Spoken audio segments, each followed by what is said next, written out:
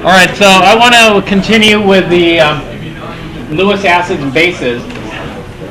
You know, we have the ranking chart, and from that ranking chart for the we had a ranking chart of Bronsted acids and bases. And so that chart that I showed earlier applies for Bronsted acids are proton donors, so all the acids at H, Bronsted bases are proton acceptors, and we saw more variation there. And it turns out that ranking and understanding the Bronsted chart is a lot easier than ranking and understanding a Lewis acid-base chart. Lewis acid-base charts, we aren't going to see a chart where they're going to put the strongest Lewis acid and the strongest Lewis base on there. And the reason that they don't do that is because it depends on the reaction. So what types of things do we typically look for in a Lewis base?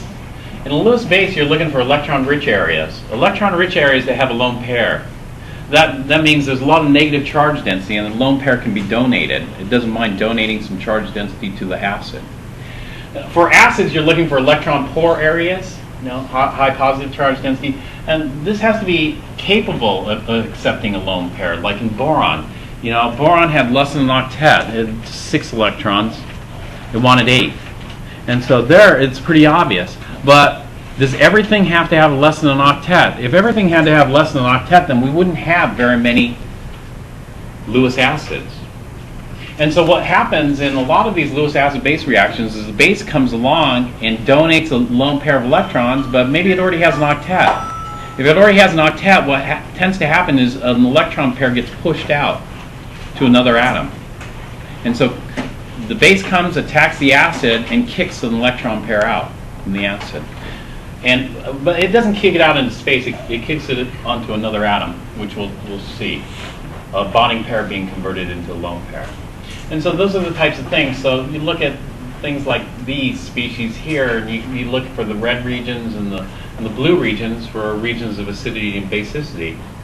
We could do that using electrostatic potential map, but ranking these, the more blue, the better, typically, but it's a bit more complicated, even more so than what we were just looking at earlier. And that is, we have to look at, what happens. We're forming this dative bond, or the coordinate covalent bond. The best way to describe the bond would be using MO theory, but we could use valence bond theory to simplify things. And so let's say we have an sp3 orbital combining with an sp3 orbital. Is that it? Well, it depends. Maybe one sp3 orbital is small and the other is big. And so if you take a small sp3 and overlap it with a big sp3, are you going to get good orbital overlap there and a concentration of electron density in the internuclear region? Maybe not as good as if you take a small orbital with a small orbital. Small orbital with a small orbital, it's going to be more concentrated. And so the bond should be better. And so what people did was they looked for the pattern there, and they also did a full quantum mechanical approach, but the full quantum mechanical approach is too much. So they try to look for this pattern and then come up with like a semi-quantitative approach or a qualitative approach to this. And the semi-quantitative approach would be something called HSAB. HSAB stands for hard, soft, acid-base theory. And in hard acids like hard bases, like small sp3, small sp3. Hard acids don't really like soft bases. You don't get as strong a bond. And so hard's good. Hard soft isn't good. Soft, like a soft acid, soft base, big orbital. What do you think? Polarizable? Good. Turns out to be good. And so it's very complicated because here you have a hard acid. Well, is the hard acid the strongest? Well, it depends on what the base is. Right? And to really figure it out, you need molecular orbital theory, because you got to look at the orbitals that form in the molecule itself. And so it's kind of complicated, but what we can do is we can narrow it down to certain types of reactions. If we look at just certain specific types of Lewis acid-base reactions, then we can come up with some kind of ranking scheme. And so as far as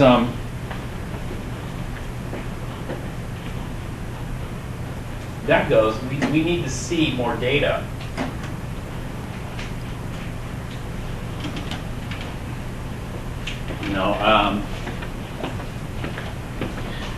And so let's take a look at an example reaction here. This would be carbon dioxide dissolved in water.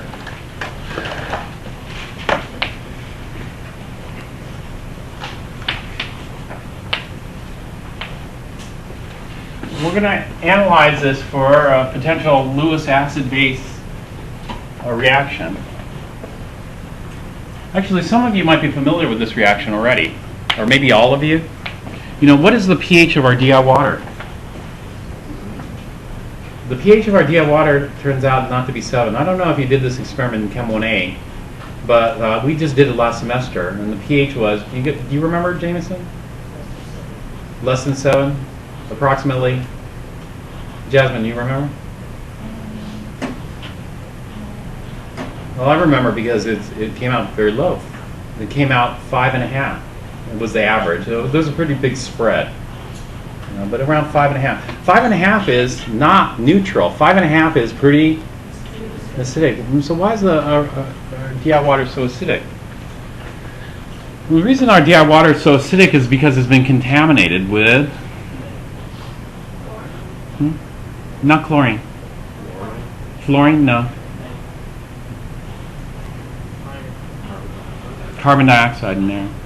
The reason, when we generate the DI water, it sits in the storage tank up there, open to air. Air contains carbon dioxide. The carbon dioxide goes in and reacts with the water. And so let's take a look at that reaction. Now, what is carbon dioxide?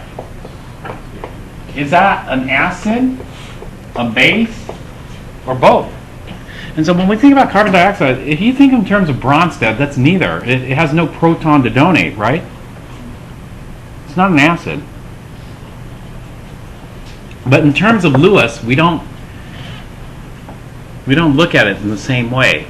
In terms of Lewis, what are we looking for? We're looking for lone pairs with negative charge density or positive regions that can accept, right? And so there are different ways we can analyze this. One way we could just analyze this is by looking at the formal charge. What are the formal charges? 0, 0, and 0. Formal charge doesn't tell us anything. How about oxidation state? What does oxidation state tell us? What's the oxidation state on oxygen? -2. Carbon? Not 0. 0 would be, it's supposed to have 4, it ends up with 4. It's even. It's +4. Oxygen? -2. And so what I see here is I see potential acid site and a potential base site, right? This could go either way. Where is the potential base site? The oxygens. Oxygens have a lone pair, there's negative charge density. Where's the potential acid site? Carbon. But the problem with carbon is it already has an octet. Can carbon expand its octet? No. And so if carbon were to accept another lone pair of electrons to make a bonding pair, a coordinate covalent bond, what would have to happen? It'd have to kick out a pair of electrons to make room. And so let's take a look at water next. When we look at water,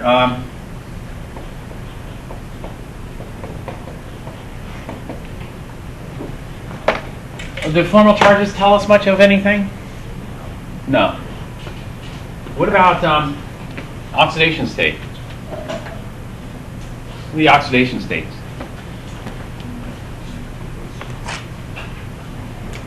This one is +1 and -2. And so that tells us something. When we look at this, I see, oxygen can act as the base. Hydrogen could potentially act as the acid, but we'd have to kick the pair of electrons out. And so this is how it would work. like this. This isn't the only way. You know, we don't have to use oxidation states. We could also use bond polarity. You know, we know that oxygen is delta minus, right? Carbon is delta plus, oxygen is delta minus. So we could see, you know, regions of negative charge density, positive charge density, negative charge density. The advantage of using numbers like this is we can make good comparisons. We'll also get used to using numbers too. But these numbers aren't necessarily accurate. But then what is delta plus? You know, is delta plus plus 0.8, plus 0.75, plus 0.71? Do you know the actual magnitude of charge on delta plus? No, you know, you could calculate it, or you could experimentally determine it using, you know, the dipole moment. I skipped that in Chem 1A. But it's something that's doable. Delta plus, delta minus. So it kind of says the same thing. So either way, you do it.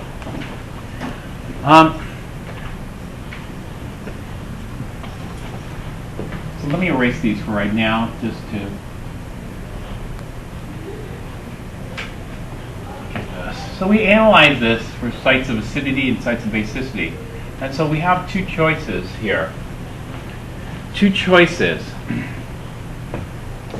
This hydrogen is a acidic site or a basic site? Acidic site. This oxygen, there we go. We have a base, we have an acid. Now in Lewis acid-base reactions, the base attacks the acid. And so this lone pair, what orbital is this lone pair located in? What do you call that orbital? Is that a p orbital, an s orbital, an sp orbital? What orbital? Using valence bond theory.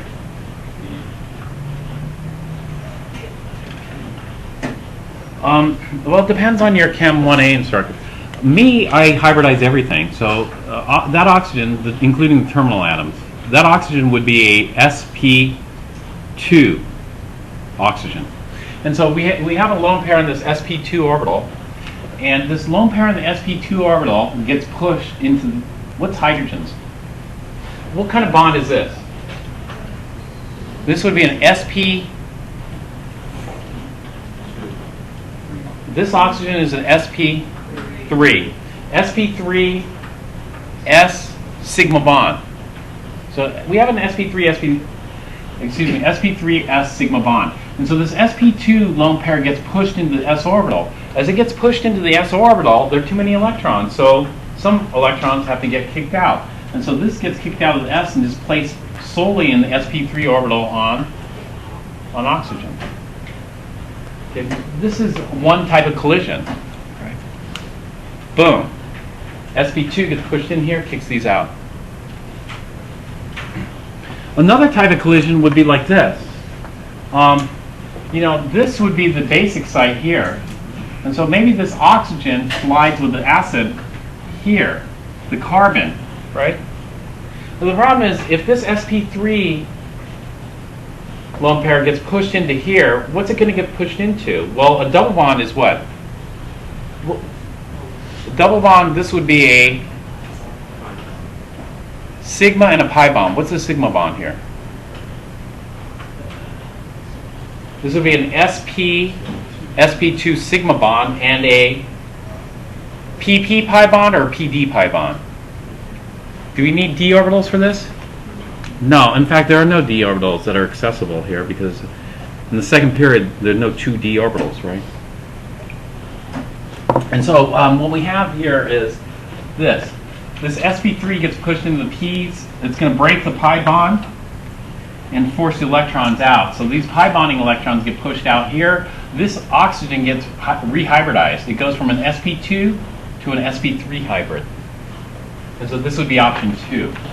And so these are two potential reactions that could occur, you know, because both of these can go either way. They can act as an acid or base, right? And so what we have is we just try them both and see what happens. Well, in an effort to save time, which I don't have that much time, I'm going to say that option 1 is a dead end option. We don't end up with anything remotely stable. You know, everything comes out highly unstable. But option 2 comes up with something that has some stability. And so let's see what happens with collision number 2. What do we generate? So with collision number 2, bring these sp3 into the carbon here, kick these electrons out onto the oxygen, and we end up with a structure like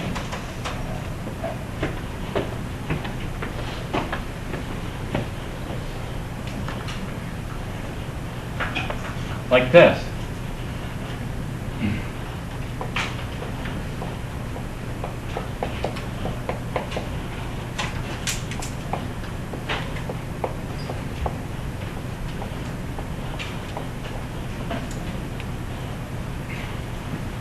How does that look? Does that look like something that's remotely stable to you?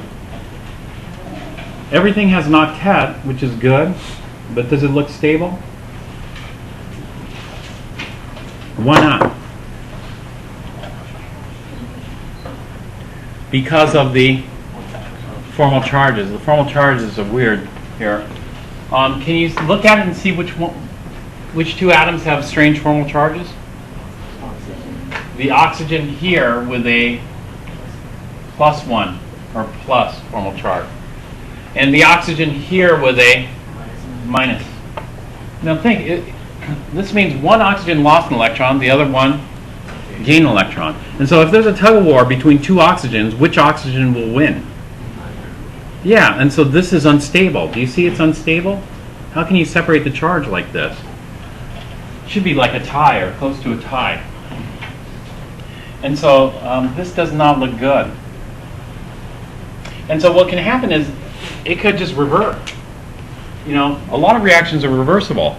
And so what happens is this lone pair gets pushed back in, makes a double bond, kicks these electrons out, and we're back to CO2 and water. Or something else might happen. And the something else that might happen, you have to think about temperature. Temperature is a measure of what?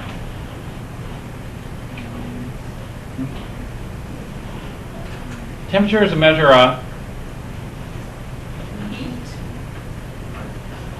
heat is tricky. Heat and temperature are related by specific heat or heat capacity. And so it could be related to heat if you know the specific heat or heat capacity, but temperature itself is directly proportional to or directly related to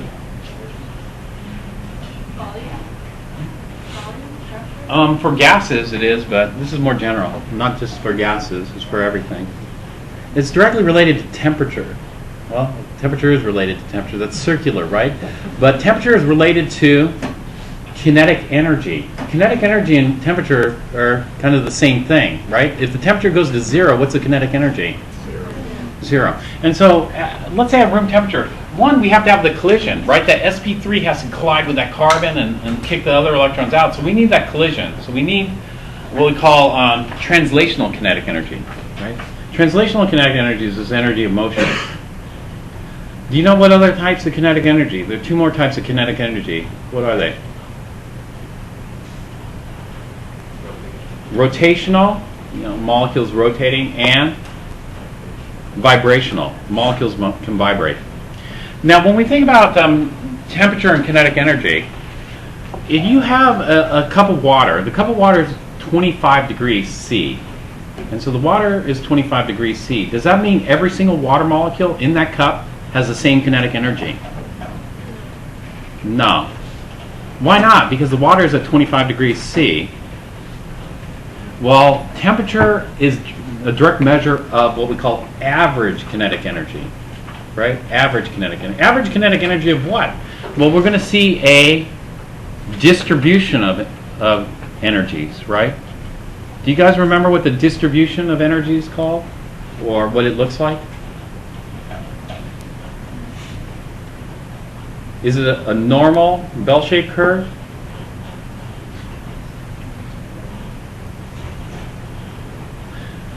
It looks like this. The distribution of kinetic energies has this higher energy tail. Energy. This is population versus energy. And so at 25 degrees C, the greatest population will be around here. some molecules will have low energy, some molecules will have high energy. This looks like do you remember the speed distribution of an ideal gas? Well, it's exactly the same thing. This distribution has a name. You don't necessarily need to know the name. It's called the thermal distribution or Maxwell-Boltzmann distribution. But when we look at this, let's say this is at 25 degrees C. Are all the vibrations going to be the same energy? No. They're going to be some higher energy vibrations and some lower energy vibration. And so let's say there's a high energy vibration. High energy vibration such that this oxygen gets pushed towards the hydrogen and the hydrogen is pushing towards the oxygen, and this sp3 lone pair gets pushed into the s orbital of this. What's going to happen? It could kick out these electrons. And so if there's a vibration that occurs here, we could have something like this. This gets pushed here, and these get kicked out here into the oxygen's sp3. And so this is kind of a weird reaction. This is called an intramolecular reaction. An intramolecular reaction is a reaction that occurs within the molecule versus intermolecular. Intermolecular would be between two different molecules. And so this one isn't so rare. This is called an intramolecular proton transfer reaction. And so a proton just gets transferred from one atom to another within the molecule.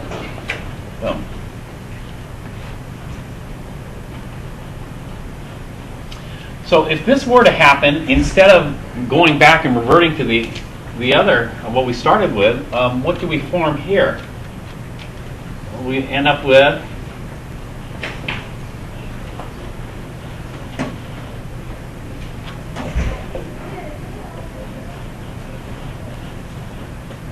you recognize this molecule?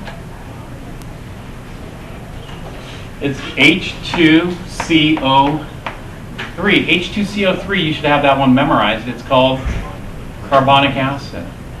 And so this can form, so when CO2 and water mix, it can form carbonic acid. Now, is carbonic acid stable?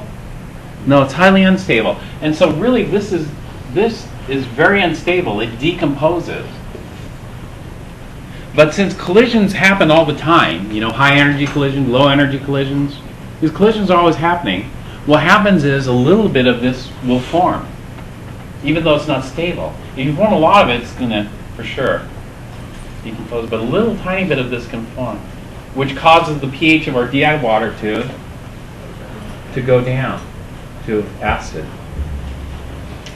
And so this is a formation of carbonic acid. This is an example of a Lewis acid-base reaction. So Lewis acid-base reaction is a lot more work than a Bronsted. Bronsted are easy. Do you see why we've retained Bronsted? Because they're so simple compared to Lewis.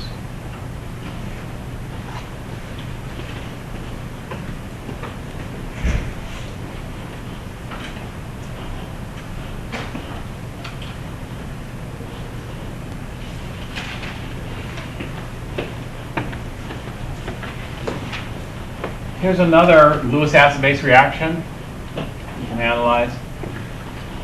This one is homework.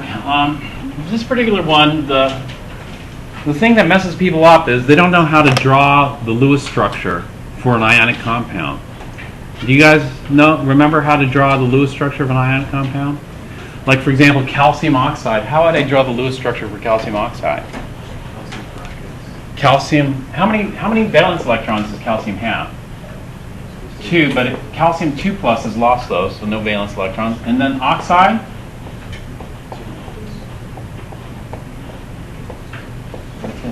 And so this is what we call one molecule of calcium oxide. What do we call this? Not called one molecule of calcium oxide. This is called one formula unit of calcium oxide. But we have many formula units because we know calcium oxide forms a what? A lattice, an ionic lattice. So we got a bunch of ions in here. And this is a solid, right? And so we have solid calcium oxide. And then we have water, liquid water in contact with the surface of calcium oxide, what's going to happen? You tell me. So you'd analyze this the same way. Okay. You said that was called a formula unit? Formula unit. It's a formula unit because it's not unique. You know, a molecule's unique. And so this would be a formula unit, but I could take the same oxygen on this formula unit and use it on this calcium, and that would be a formula unit. And so a molecule would be a distinct, unique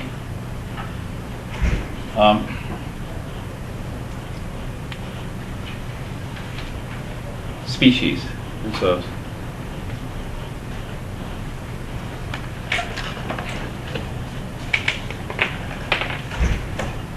ionic compounds, the smallest unit of ionic compound is not a molecule. The smallest unit of ionic compound is a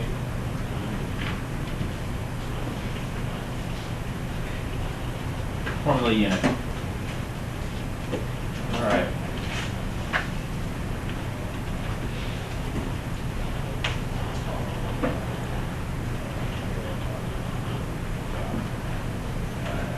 Okay, that concludes the acid-base. So we got two types of acid-base reactions we look at, the Bronsted and the Lewis. And there's some practice problems there. Next, we're going to look at redox reactions. There's one redox reaction I forgot right here because it's Chem 4 style redox. Like, for example, how could you make calcium oxide? You know how you can make calcium oxide? Can you tell me one way of making calcium oxide? Anybody? This morning somebody told me heat up calcium carbonate. If you heat up calcium carbonate, we can form calcium oxide and CO2. Now, what kind of reaction is this? Do you think this is a redox reaction? Well, let's first look. Is this a metathesis reaction? No. Metathesis ion combinations. Is this a redox reaction? Kind of. I mean, you heat it up, you combust or something like that, right? But is it? Now, how do you know if it's a redox reaction? In a redox reaction, one thing that has to occur is somebody loses electrons, the reducing agent, somebody gains electrons, the oxidizing agent. And so what we should see in a redox reaction is we should see that the oxidation states change. And so let's quickly look through the oxidation states here. Calcium carbonate, we're going to use the Chem 1A style. Calcium carbonate, which one goes first? Calcium, carbon, or oxygen? Calcium at plus 2. Carbon or oxygen next? Oxygen at minus 2. And that leaves carbon as plus 4. We go over here, calcium oxide, which goes first, calcium or oxygen? Plus 2, minus 2. Carbon or oxygen? Oxygen, minus 2, plus 4. Who gained, who lost electrons? Did calcium gain or lose electrons? Carbon? Oxygen? No, there's no change. Therefore, this is not a redox reaction. So it's not a metathesis, it's not a redox. How many other possibilities are there? Acid-base. This must be an acid-base reaction if there are only 3 types. Maybe there's a 4th type I'm missing. Is there a 4th type I'm missing? I'm trying to do process of elimination here. So is this an acid-base? Well, I don't see the proton donor, I don't see the proton acceptor, so maybe it's not an acid-base reaction, right? Or is it?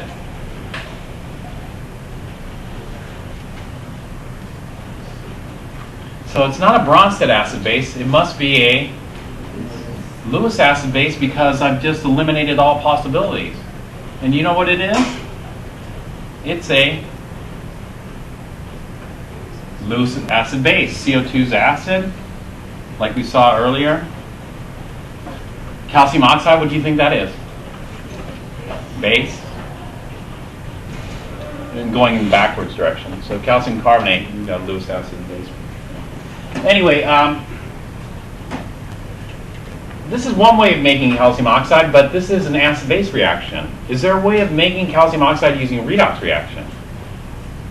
And there is. I mean, and this is something you do in Chem 4 or Intro Chem, so I didn't really talk about it here because I thought it's automatic, but I shouldn't assume that. If we take calcium metal and oxygen gas, then what will calcium metal and oxygen gas form when they react? Calcium oxide. And so we'll need 2 calciums because each oxygen wants 2 electrons. So let's bring those. We got to break this bond apart here and bring these electrons here, and we end up with this. And so this is called an element plus element combination. Element plus element combination reactions are redox reactions. You know, and you've done lots of them. So, for example, what's the formula for sodium oxide? NaO or Na2O? Na2O, because you know each sodium loses 1 electron, oxygen gains 2 electrons, so that's the way it's got to be. That's a redox reaction.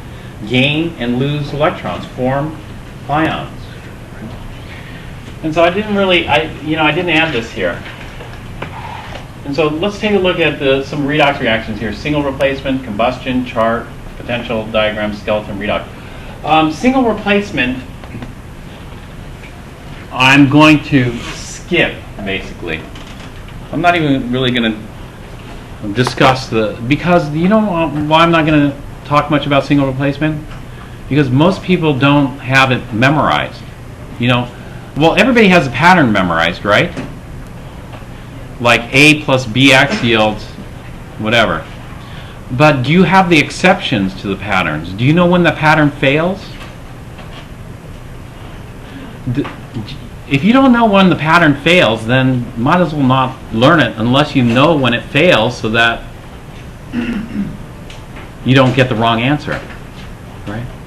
But that pattern fails for something called oxidizing acids. It works for mineral acids and fails for other species too. Do you know the other pattern, the X2? The X2 plus AY pattern? When it doesn't fit the A plus BX pattern? Maybe, maybe not.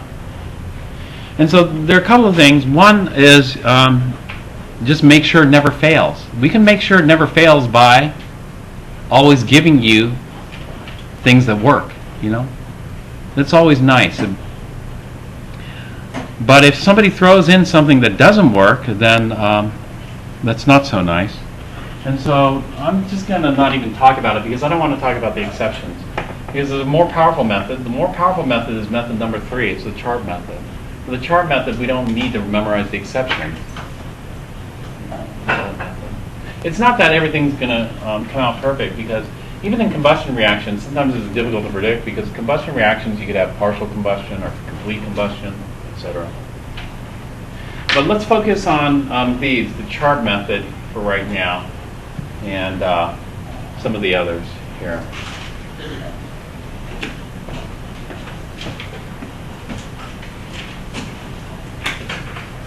The chart method is my name for this method because I don't, for lack of a better name, because there's no name given to it in the book, and it really isn't talked about in the book that much. They just, in chapter 20, expect you to be able to figure it out. But the chart method. The chart method is consult the chart. That's why I call it the chart method. Just look at the chart. The chart's going to tell you what to do.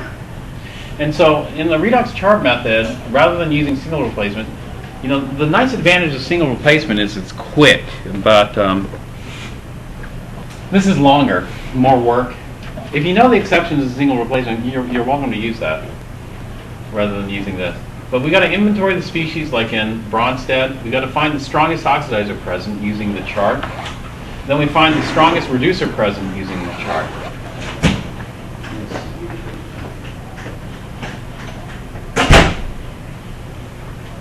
Then we're on number 4 here.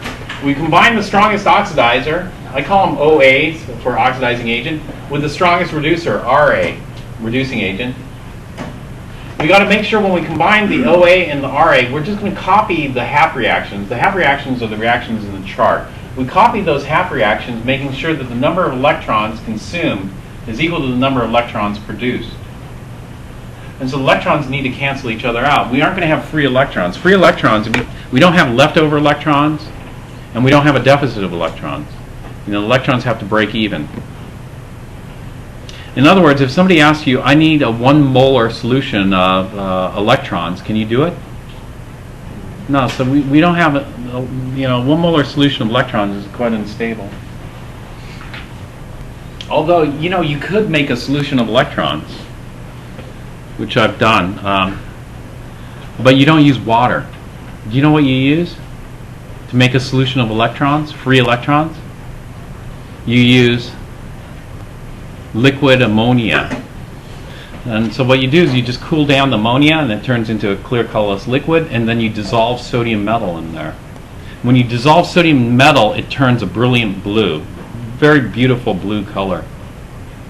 But in that solution are electrons. The sodium gets ionized, so you got sodium ions floating around there and free electrons floating around there.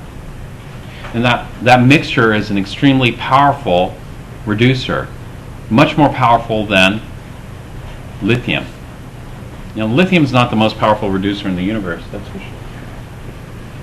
But it's the most powerful reducer on the chart, and therefore you should memorize it. Well, anyway, continuing on here, we've got to make sure that the electrons consume. In other words, electrons cancel each other out.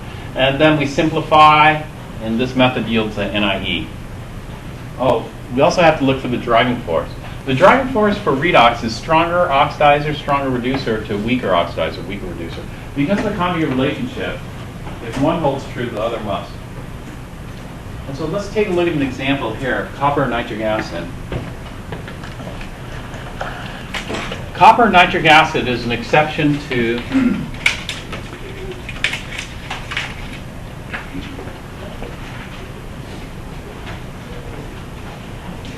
the single replacement pattern. Single replacement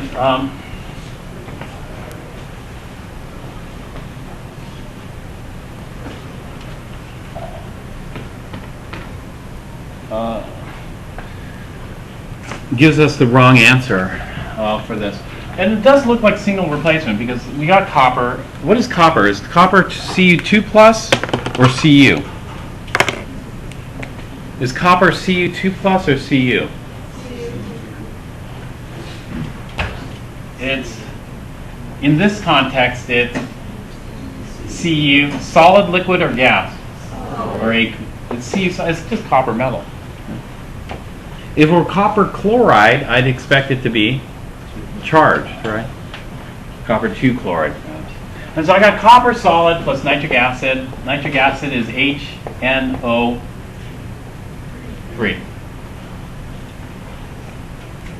This looks like single replacement reaction, doesn't it? If it's single replacement, what does it form? It forms copper nitrate, right? Now, copper nitrate, is it copper 1 nitrate or copper 2 nitrate? Because the two common charges of copper are 1 and 2. So is it 1 or is it 2? Or is it a coin toss? Well,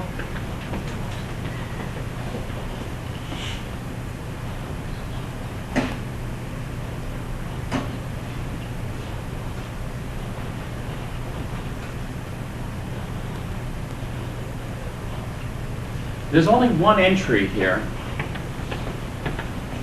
So, and the redox chart, it's the same thing. You need to go through and once in a while read through the entries, and then you would notice something. One thing you would have noticed in this particular redox chart is copper only forms copper 2. There's no equation here where copper goes to copper 1. And so what does this kind of imply? It's going to be copper 2. Now, you'll find copper 1 in other charts, but it's not common. And so, based on this chart, which is going to have the most common reactions, you'd predict it's got to be copper 2.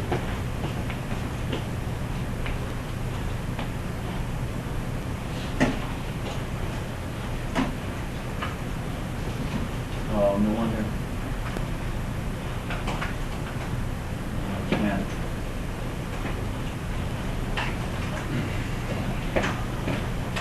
So what's the formula for copper 2 nitrate? NO3 2. Solid, liquid, gas, AQ. AQ. Plus hydrogen gas. And so what's the driving force for this reaction? Is it the formation of a gas, hydrogen gas? Yes? No. Redox does not have the same driving force as metathesis. Formation of a gas does not do it for redox. Let me show you an extreme example of that. If I take 2 waters, 2 moles of liquid water is about 36 grams. 36 grams of water is how many milliliters? 36 milliliters. So if I take about 36 milliliters of water, I can get 2 moles of hydrogen gas plus 1 mole of oxygen gas. A mole of gas at room temperature and room pressure is about how much? That's about 25 liters. And so I'm going from about 36 milliliters to about 75 liters worth of gas. So I'm generating a huge amount of gas, 75 liters from just 36 milliliters, right? It's enormous. And so that must be an enormous driving force because I'm making a huge amount of gas from a tiny amount of liquid. Yes? And so, next time you drink water, be careful because if the water decomposes in your stomach, you're going to blow up like a 75-liter balloon. Right? Wrong. Is formation of a gas a driving force for redox? No, this is a redox reaction because the oxidation states are changing. Hydrogen is going from +1 to 0. Oxygen is going from -2 to 0. Electrons are being transferred. And so, remember that. And what's the driving force for single replacement? Single replacement has a different one. It's called activity series. Hydrogen versus copper. Which one's more active? Hydrogen. And so single replacement predicts no reaction here because there's no driving force. But it's wrong. There is a reaction between copper and nitric acid. And so do you want to measure? Do you want to memorize all of these individually? No, because there are lots of exceptions. And so better to memorize a pattern. The pattern is, well, it fails for what we call oxidizing acids versus mineral acids. Now, what the heck is an oxidizing acid versus a mineral acid? Well, you'll notice this too.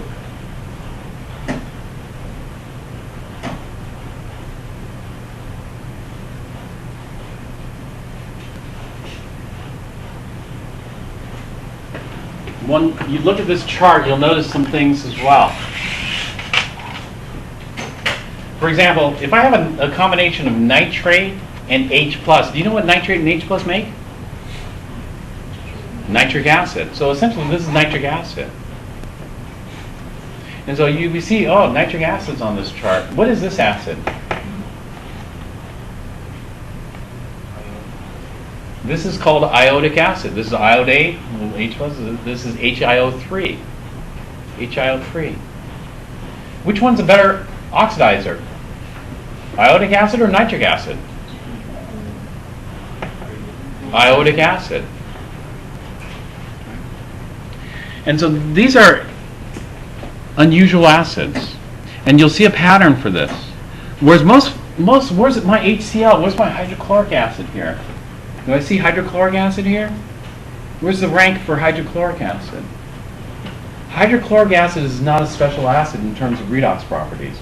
It is a special acid in terms of acid-base properties, but not redox. So hydrochloric acid I call a mineral acid, because in hydrochloric acid, it's the H+ that's doing the oxidizing.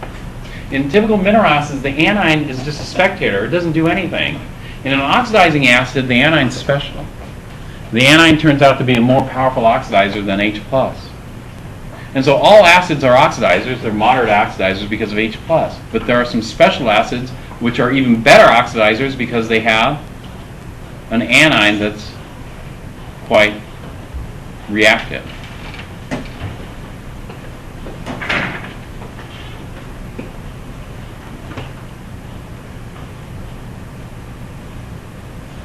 So I already knew I was setting myself up for failure because I knew nitric acid is a special acid, right? Nitric acid is an oxidizing acid, and it's not right because what assumption do you make in the single replacement pattern? In the single replacement pattern, we have A plus BX yields, yields AX plus B. So what happens? A goes from element to cation. Element to cation, it loses electrons. So A is what we call the reducing agent.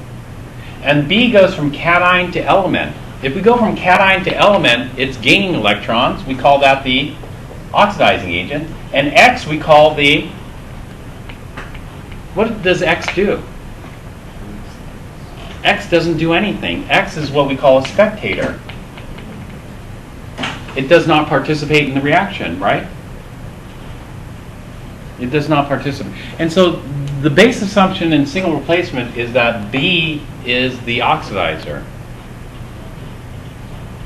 And so if we have something like HNO3, it's the H plus that's the oxidizer. But when we look at the chart, is H plus really the oxidizer? No, the most powerful oxidizer wins.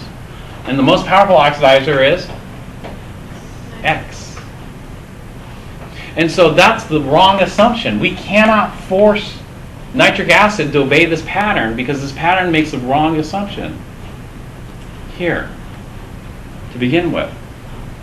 And so if you're aware of that, then you're okay. You can continue using it. But most people, they don't want to do much memorization.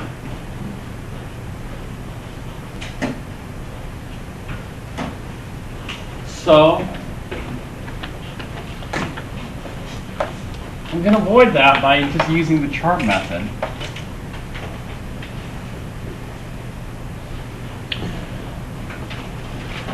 The chart method, copper and nitric acid. So we inventory it. We got copper solid. Nitric acid is a strong electrolyte, so we got H plus and nitrate. And we have the solvent, water. So that's our inventory.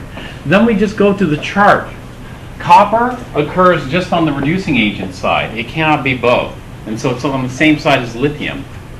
H plus, this occurs on the oxidizing agent side. Nitrate occurs on the oxidizing agent side. But it's funny because nitrate and H plus are required here. And so we could either use H plus alone or nitrate and H plus. But do we really need the H plus? Let's take a look at that chart again.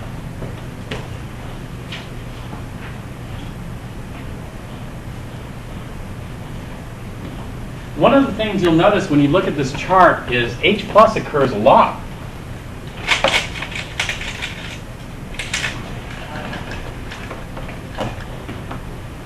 Nitrate plus 4H plus, O2 plus 2H plus, sulfate plus 4H plus, iodate plus 12H plus. H plus occurs a lot.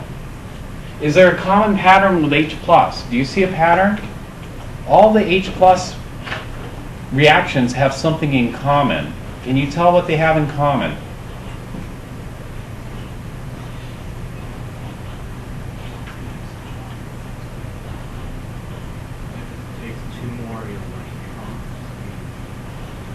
Well, one thing is, as far as H plus goes from +1, and actually, you probably can't see it because I cut it off.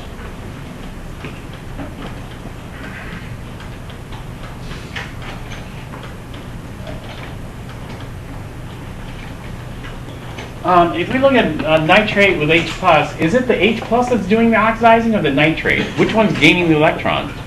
And so when we look at H plus starts off at +1 and it ends up as not 0, +1. So did the hydrogen ion take the electron? No, it was actually the nitrate that did. But going back to my original question, what do all the H plus reactions have in common? They all produce water. Good. And so it's important because if we don't have this H plus, even though it doesn't oxidize anything, if we don't have this H plus, what would we form instead of water? We would form, if we remove the H pluses from water, what are we left over with? Oxide. Is oxide stable? No, you would recognize oxide immediately as a very powerful base. Way too powerful to exist stably in water. And so if we do not have the H plus present, we aren't going to form as stable of a product. And so do you think without the H plus there, it's not going to be nearly as reactive as with the H plus there? In Chem 1A, this is what I had my Chem 1A students do. If H plus was missing, then I told them just to ignore it. Because it's like this. You know, you want to bake a cake or something, but you don't have any flour. Oh, I can still bake a cake without flour, right? Or wrong? Wrong. And so it's the same thing. A key ingredient's missing. Was it still going to work? No. That's Chem 1A. In Chem 1B, this is the Chem 1A review part. But the Chem 1A review part is conceptually we want to have an idea of what's going to happen when we do the calculations. Because in Chem 1B we're going to do the calculations. We're going to see how, how this rank changes with changing H plus. So for example, if the H plus was 1 molar, where would it rank? Well, it ranks here because all these are based on 1 molar. If the H plus were 0.1 molar, what happens to its rank? Well, if the H plus is a 0.1 molar, what do you think is going to happen to the rank? It's going to drop. Right? And so we're going to do those calculations in chapter 8. What chapter was that again? Chapter 20. We'll do those types of calculations. But for right now, we want to get a qualitative feel for this before we actually dig into the calculations. Okay? And so this is just generating that qualitative feel for that. But certain things we'll see. We see lots of H plus in there. Here.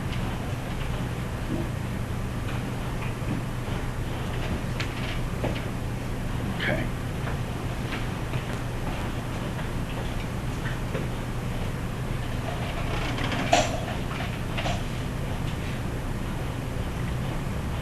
So when I inventory this, I got to make sure, the nitrate is with the H plus, so I could form water. And then that's okay. I have both ingredients here, and then water occurs on both sides of that redox. Water can be an oxidizer or it can be a reducer. It can go either way. Either way. And so then I look up on the chart and I find the strongest oxidizer present. What do you think is a stronger oxidizer? H plus alone, nitrate with H plus, or water? Nitrate and H plus. So you just look at the rank on the chart. What's the strongest reducer? Well, you look for lithium. Is it going to be water or copper? It's copper. And so we have these. These are the reacting species. Now what I do is I just copy down the equations off the chart. And so for nitrate, that equation is nitrate plus 4H plus 3 electrons produces NO gas plus 2H2O liquids. For copper, I have to flip the reaction because I don't have copper ion, I have copper metal. And so it's written backwards on the chart, and so I got to make sure I flip it so that copper is a reactant and not a product. And so copper solid goes to copper ion, the copper 2 ion, plus 2 electrons. And so this is flipped. And so in the first half reaction I have here, we're consuming 3 electrons. In the second half reaction, I'm producing 2 electrons. You see the electrons are mismatched, unbalanced. And so I got to get them to balance. I get them to balance by changing the coefficient or adjusting the stoichiometry of this. And so what I'm going to do is I'm going to multiply the first one by 2, and I'll multiply the second one by 3. And that should give me 6 electrons consumed, 6 electrons produced, and it balances out. And then I'll add those up.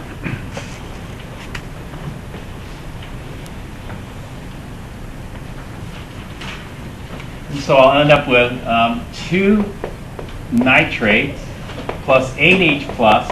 The 6 electrons will cancel, as they should, plus 3 copper solids produces 2 NO gas plus 4 H2O liquid plus 3 copper 2 plus. Then I check, when I have these kind of net ionic equations, I got to check that the atoms are balanced and the charge is balanced. And so the atoms look balanced, the charge look balanced, I'm okay. Now I got to look for driving force. When I look for driving force, I got to find the oxidizer and reducer on the left side and compare it with the oxidizer reducer on the right side. And so I think of these as two-way reactions. You know, which side is more reactive, which side is more stable. You know? Product's more stable or reactant's more stable. And so doing this, the easiest way to identify the oxidizer and reducer is from the half reactions. We call these the half reactions because we got to add them up. And so looking at the half reactions, the top half reaction here, you see this is gaining 3 electrons, so this must be my oxidizer here. Well, if this is my oxidizer, then this must be my conjugate reducer. And so over here, NO and water must be my reducer. And that's true because if I reverse this reaction, I make electrons, I produce electrons. And so the reducers give up electrons or produce electrons. Going forward here, this is my reducer because going forward we produce electrons. And this must be my oxidizer because 1, the conjugate relationship, or 2, going backwards we consume electrons. And so then I'll label these. Nitrate and H plus is my oxidizer, copper is my reducer, NO and water, this is my reducer, copper 2 plus, this is my oxidizer. Then I break out the chart again and I look. Okay, compare the 2 oxidizers, nitrate and H plus versus copper 2. Which one's stronger? When I look at the chart, I'll see that nitrate and H plus is stronger, closer to fluorine, than copper 2 plus. And so there's a driving force here, going from stronger oxidizer to weaker oxidizer. Because of this conjugate relationship, the reducers have to hold the same pattern, stronger to weaker, and it is. It's correct. And so we have driving force here. Single replacement predicted no reaction, but we see that an actual reaction does indeed take place between copper and nitric acid. All right, so this is an example of the chart method of doing it, and this is just using the chart.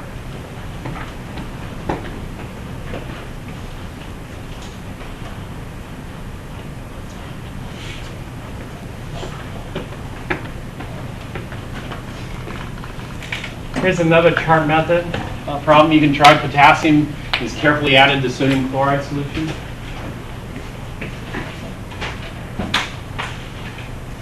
Here's one that's more complex. Ethanol is not on the chart. Potassium ions are, permanganate ions are, hydrogen ions are, and chloride ions are, but and water. But ethanol isn't. And so you have to use some additional knowledge, information, whatever, to figure this out.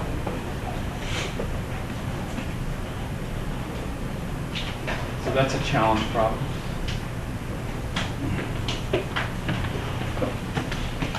There are more complex, more involved. Like the chart that we saw, there's just one reaction for copper. But actually there are, copper 1 can potentially form. It just depends on the conditions. And so we assume that copper 2 is the most stable because that's what we see. But how do we get copper 1? Copper 1 is also a feasible charge for copper. And it turns out it depends on how the reaction was carried out. So for example, if you combust ethanol, what do you form when you combust ethanol? Combustion of ethanol produces CO2 and H2O, right? We burn ethanol, it forms carbon dioxide and water. But that's only for complete combustion. What if you didn't completely combust it? What might it form? It could potentially form soot and carbon monoxide, right? Soot is just carbon particles. That's incomplete combustion. Well, how do you know if you're going to get complete combustion or incomplete combustion? Well, it depends on temperature, concentrations, all those factors. Are those things that are easy to calculate?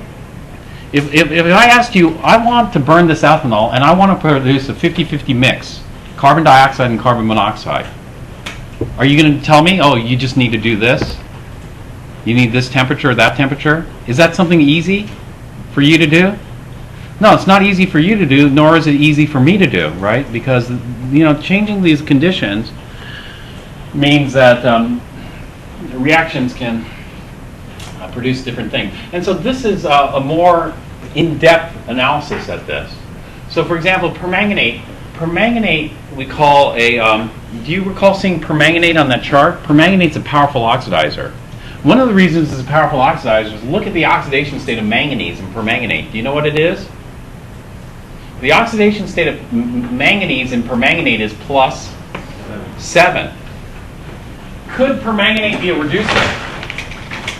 And so if manganese loses 7 electrons, where does it put it? So plus 1, plus 2, plus 3, plus 4, plus 5, plus 6, plus 7.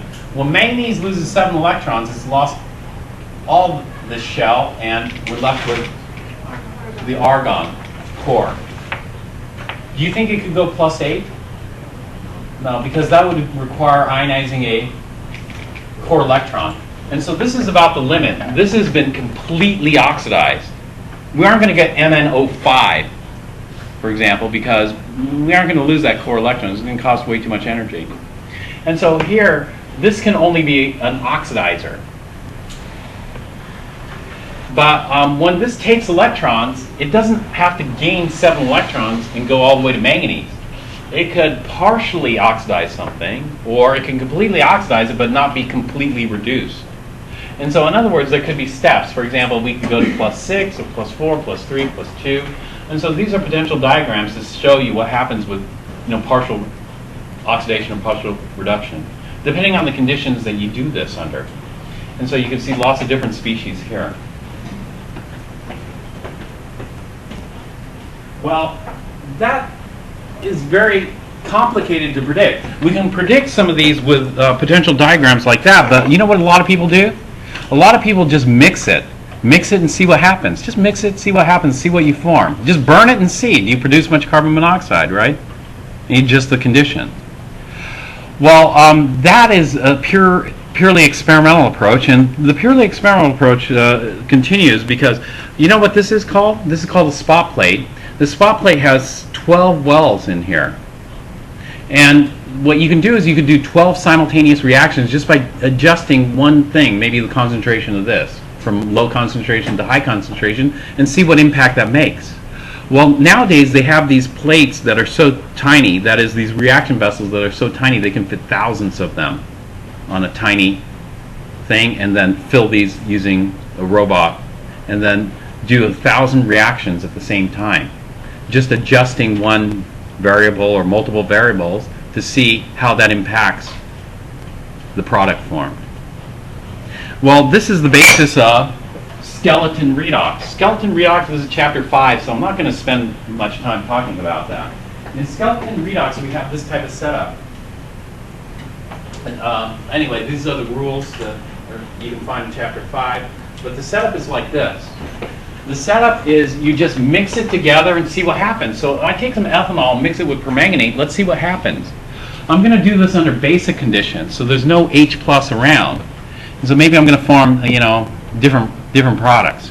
But anyway, I'm doing this under basic conditions. I mix this, see what happens, and it turns out I form, well, normally, when you burn ethanol, you would burn it in oxygen gas. Oxygen is called a oxidizer, right? Ethanol would be the reducer. And normally when we burn it, we assume we're going to burn it completely to CO2. Now, do you have to burn everything in oxygen gas? No. Can you use a different oxidizer? Yes. One oxidizer that you could potentially use is permanganate. Permanganate's a powerful oxidizer. And it could oxidize ethanol all the way to CO2, but under these conditions we only have what's called partial oxidation. I don't know if you've ever experienced this, but have you ever had wine that tasted like vinegar, if you drink wine? But that's a common problem with wine. You know, old wine can eventually taste like vinegar, which reminds me of a camping trip. I went to Joshua Tree, and there's Santa Barbara wine. I thought, oh, Santa Barbara wine, I want to get that. It was only $1, so I bought it. Opened it, got back to the camp. Oh, vinegar, acetic acid. Awful. And so what happened was a little bit of air leaked in there and partially oxidized the ethanol to acetic acid. Well, here it's the same thing. We're going to have partial oxidation of the ethanol to acetate under basic conditions. Under acidic conditions, it would have gone to acetic acid. Well, this, you know, how do you get this? You know, let's say I wanted to convert it into acetic acid. I didn't want to take it all the way to CO2, you know. Well, you adjust the conditions and see what happens. And so in this type of thing, we just mix it and see what happens. And so we don't have to predict the products. The products are given. These are the major products, acetate and MnO2. It didn't go all the way to manganese metal. And so in a skeleton redox, somebody already did it. Somebody adjusted the conditions, and this is what they got. And so what do you have to do in a skeleton redox? All you have to do is balance it. You know, fill in the details that are missing. And when we balance this, we split it up into 2 skeleton half reactions. Ethanol goes to acetate, and permanganate goes to manganese dioxide or manganese 4 oxide, depending on how you want to name it. And then balance it using your standard skeleton redox techniques. And so that's one example. Here's another example, another example, another example. And so you can do those as homework. I got to skip those because I need to talk about one more thing today. And basically our goal, and this is, we're just going to build up on this little by little. And so we're talking a lot about structure, composition, analyzing structures, and this type of stuff. But the more we do this, the better we're going to get, and so that we can get a better understanding of properties. Obviously, doing this will make you understand the universe a lot better, because the universe is made up of matter. And so whatever your field is. And it's going to require a lot of time and effort. And so one of, to stay on schedule, one of the things I need to do here is leave reactions for now, these reactions, and talk about complexes next.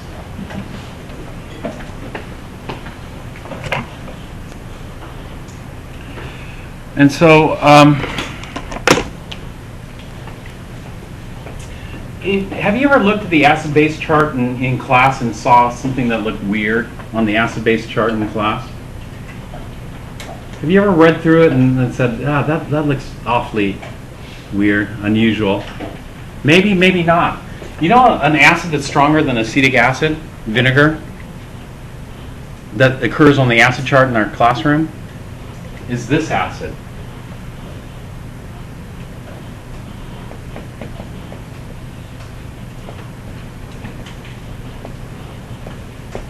Have you seen this acid on our chart? Go take another look at the acid chart and see if you can find this acid. It's stronger than acetic acid. Now, what is it? Does it look weird to you? Yeah. That just looks weird. Maybe what this is Al3 plus AQ. Well, it is. That is Al3 plus AQ. It's just an aluminum ion surrounded by how many waters? 6 waters. There's another acid that occurs. There's another acid that occurs on the handout I gave that looks equally weird, and that's this acid. So we'll talk about the acid behavior here. But essentially, this is just Fe3 plus AQ. Looks like, doesn't it? What about something like this? What is sodium plus AQ. Is sodium plus AQ the same thing? A sodium surrounded by 6 waters plus charge like that? No. No. Sodium ion doesn't do this. Instead, what sodium ion does is it does this. We have a sodium ion like this surrounded by water molecules like this.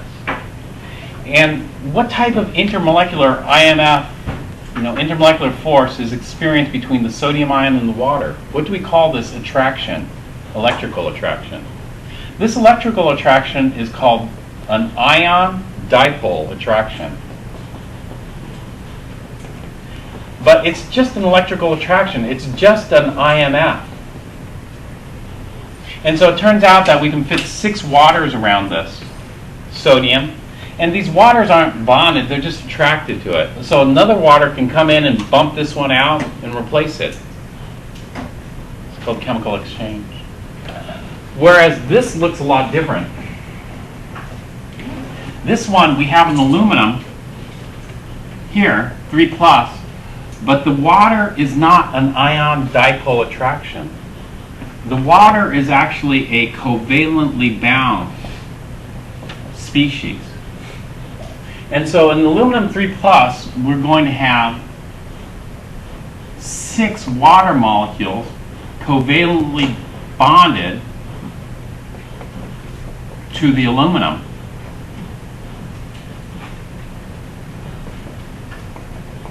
4 in the plane, let's say, 1 coming straight out here, which I'll call OH2, 1 going back in, OH2.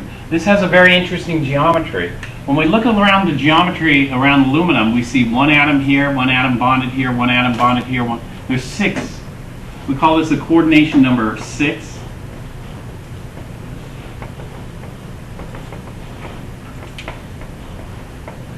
And this shape is octahedral.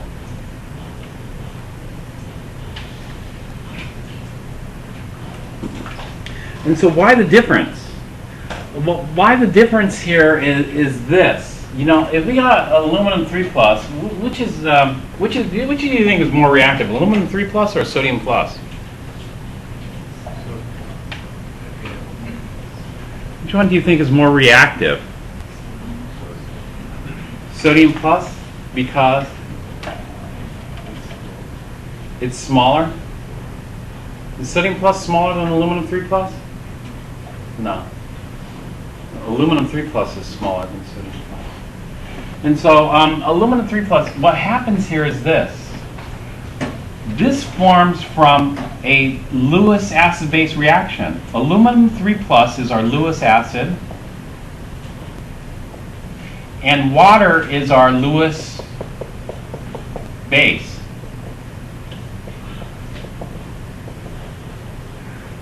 And so what happens is this lone pair, this sp3 lone pair attacks the aluminum right here and bonds to it. Whereas, sodium plus, is it going to be as reactive? No. And so we aren't going to get an actual reaction here, whereas we get an actual reaction here. Aluminum 3+, iron 3+. And so we see a difference in this. This is called a hydrated ion.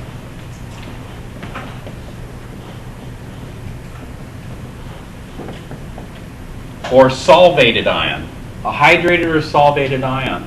Like lithium ions, sodium ions, potassium ions. Those are all hydrated ions. This is not called a hydrated ion. This is called a complex ion. Here. And so we're going to have this strong Lewis acid-base reaction to this. And we're going to form a coordinate. What do we call that bond? A coordinate covalent bond. But for complex ions and complexes in general,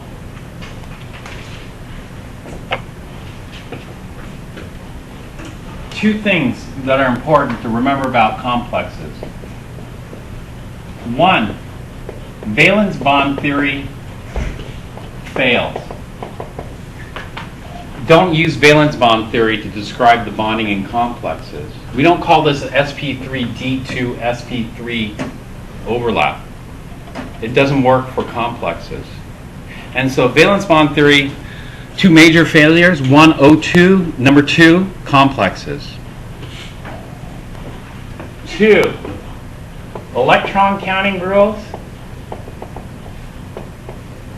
What were the electron counting rules that we just talked about? Formal charge and oxidation state.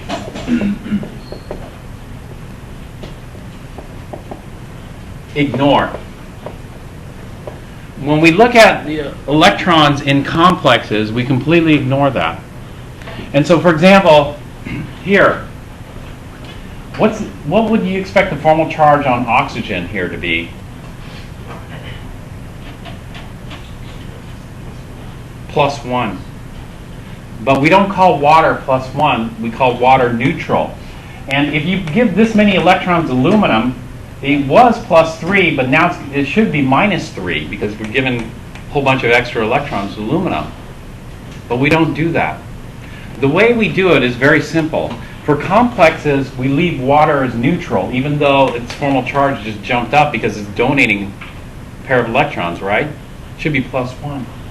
And we leave aluminum +3, even though it's getting all this negative charge, it's getting all these electrons, so its formal charge should be changing. We don't change them, we just leave them as is.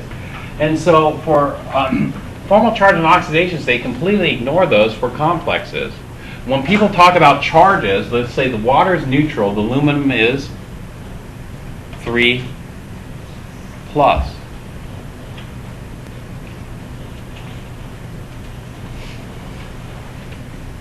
All right, I'm just going to keep going. We'll end a little bit early. So,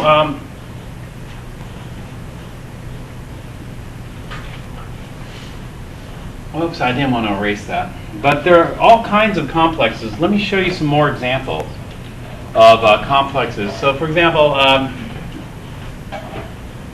if we had platinum 2+,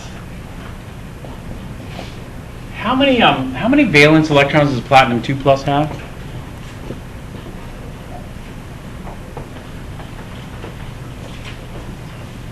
Here's platinum. +1, +2. How many valence electrons does platinum have?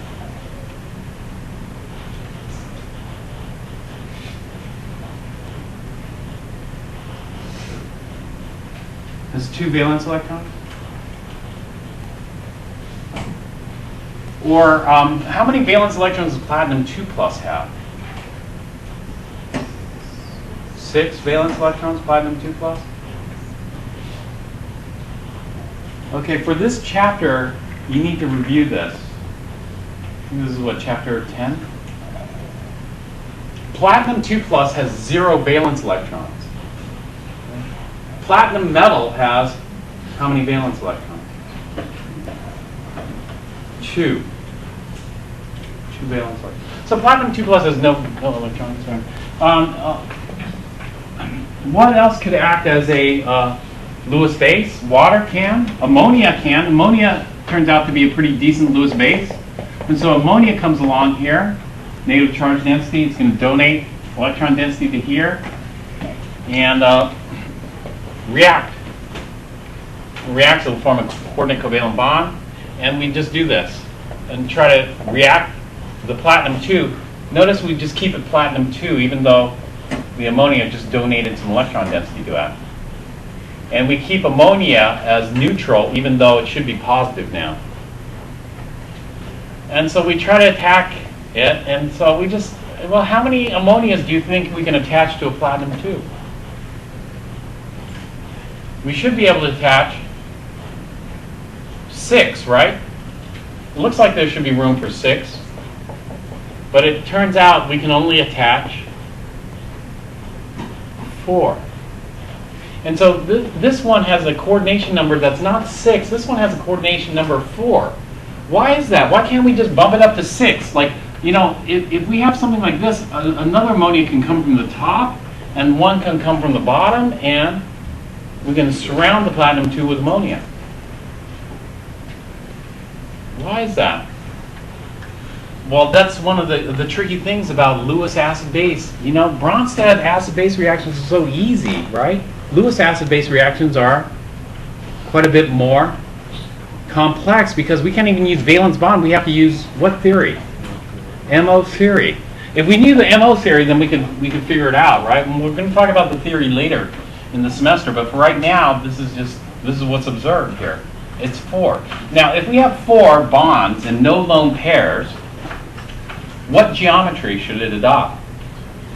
It should adopt tetrahedral, but this is not tetrahedral. This is square planar. And so how come it's square planar? Platinum 2 has no valence electrons. We just got 4 single bonds. It should be tetrahedral, right? Well, we can't. Remember, we can't use valence bond theory, Vesper, to describe these. And so you got to stop thinking about that. I know most people want to apply those rules to this, but it doesn't work. Whereas, let's say aluminum 3+, we can attack aluminum 3+. Well, we attacked it with 6 waters here, right? But now we're going to attack it with ammonia. When we attack aluminum 3+ with ammonia, it's kind of interesting that, okay, again, it's going to be a Lewis acid-base reaction. It's interesting that we can only attach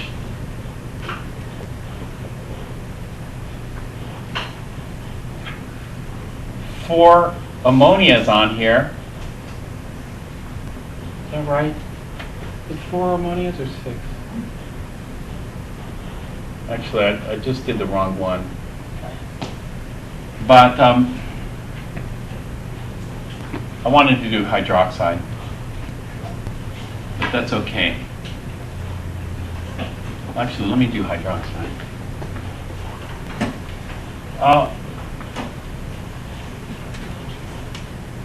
Or, hydroxide.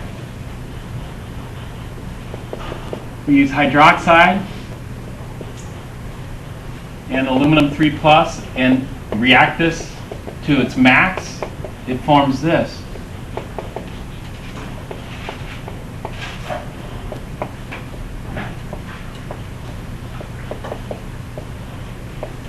I'll tell you the reason why I want to use hydroxide.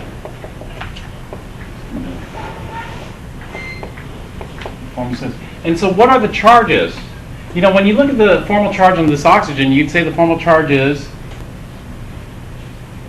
0, right?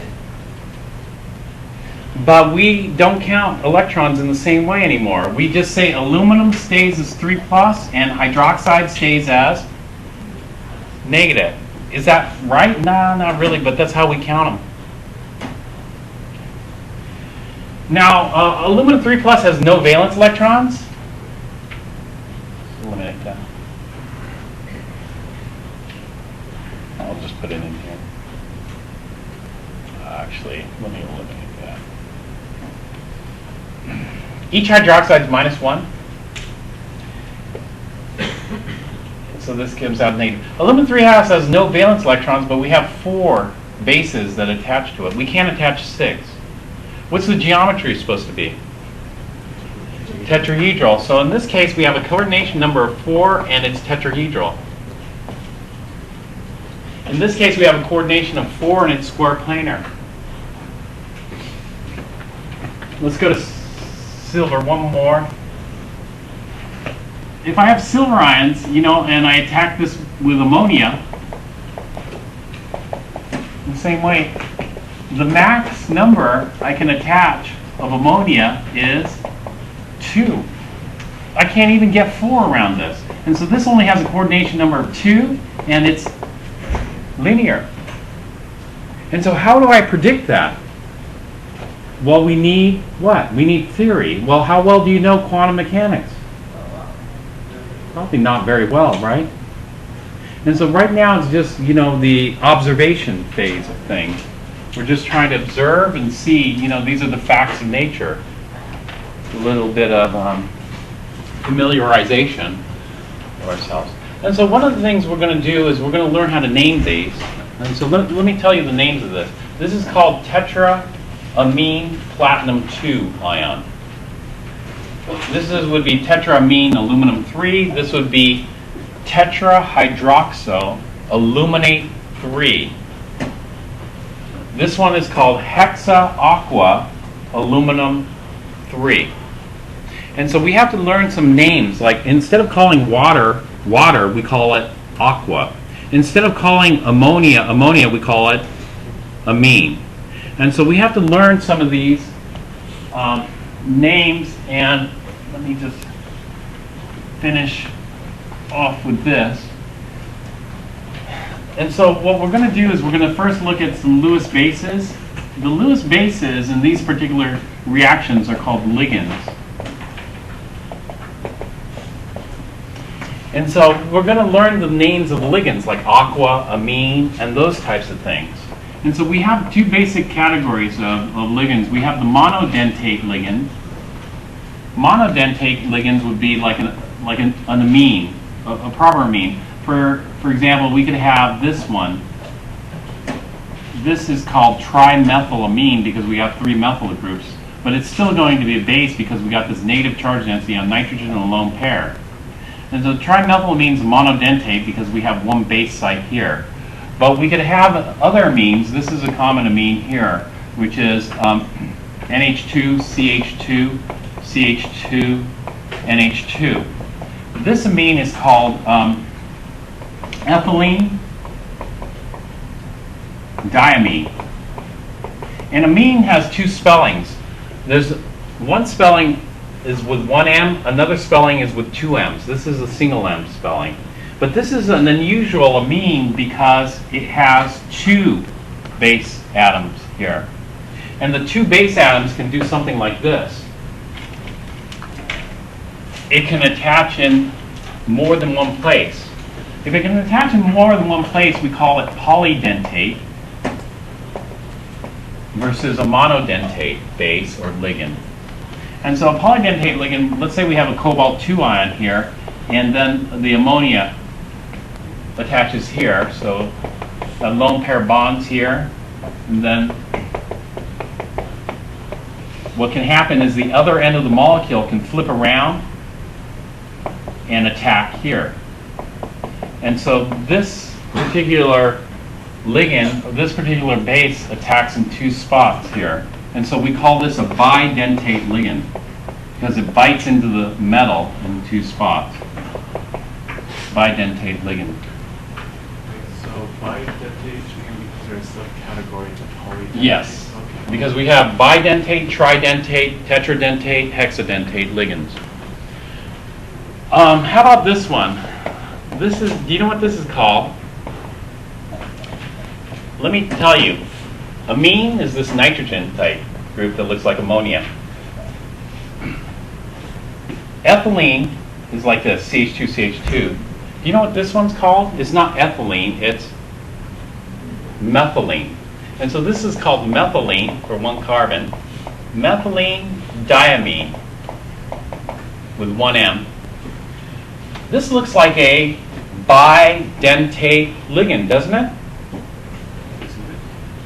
And so here we got cobalt-2, we got a nitrogen here,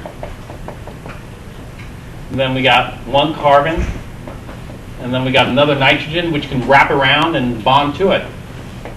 Do you see that? It binds to the cobalt in 2 places, the cobalt-2 ion. This should be a bidentate ligand. But it's not. Do you know why it's not?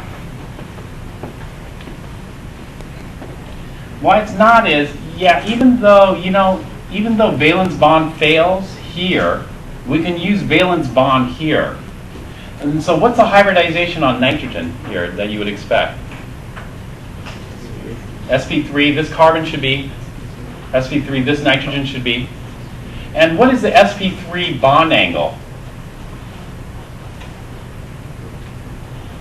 109.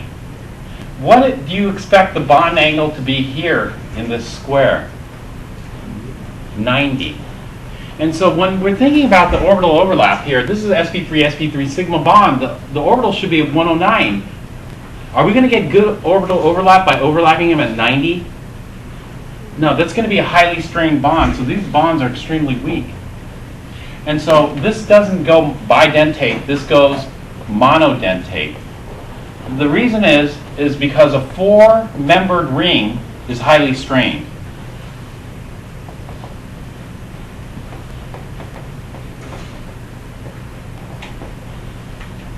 Bond angles should be 109, but they're 90 here. It's too much strain. And so this doesn't happen. And so just one of the amines will attach, the other can't quite reach around and bind. But let me end with this one. How about this? What would you call this? NH2, CH2, CH2, CH2, NH2. This would be called propylene diamine. It has propyl chain and 2 amines. This is bidentate, no problem. Because if we have a 5-membered ring, there's no strain. This would form a 6-membered ring, no strain. You know, the bonds could be relaxed in the optimum angle. Okay, is that clear? And so next time we'll look at more